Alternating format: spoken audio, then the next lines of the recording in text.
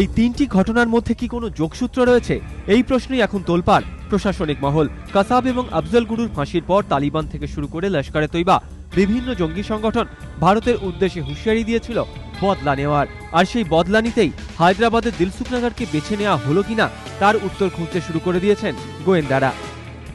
আফজল গুরুর ফাঁসি এবং তার আগে কাসাবের ফাঁসি অবশ্যই ওয়ার্নিং বরঞ্চ দিয়েছিল তো যে আমরা এর বদলা নেব।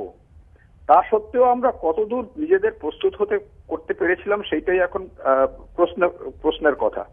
এসব অ্যাটাক থামাতে গেলে ভালো ইন্টেলিজেন্স সিস্টেম চাই, সেটা এখনো আমাদের পরিপূর্ণ রূপে আমরা সেটা দাঁড় করাতে পারিনি। তাৎপর্যপূর্ণ বিষয় হলো 19শে ফেব্রুয়ারি থেকে পরপর দুদিন দেশের সবকটি বড় শহরকে কেন্দ্রের তরফে সতর্ক করে দেওয়া হয়েছিল। বলা হয়েছিল আফজল গুরু ও কাসাবের ফাঁসির বদলা নিতে হামলা চালাতে পারে পাক ভিত্তিক জঙ্গি সংগঠনগুলি। আর তারপরই হায়দ্রাবাদের এই বিস্ফোরণ তাই প্রশ্ন তুলে দিয়েছে এবিপি আনন্দ।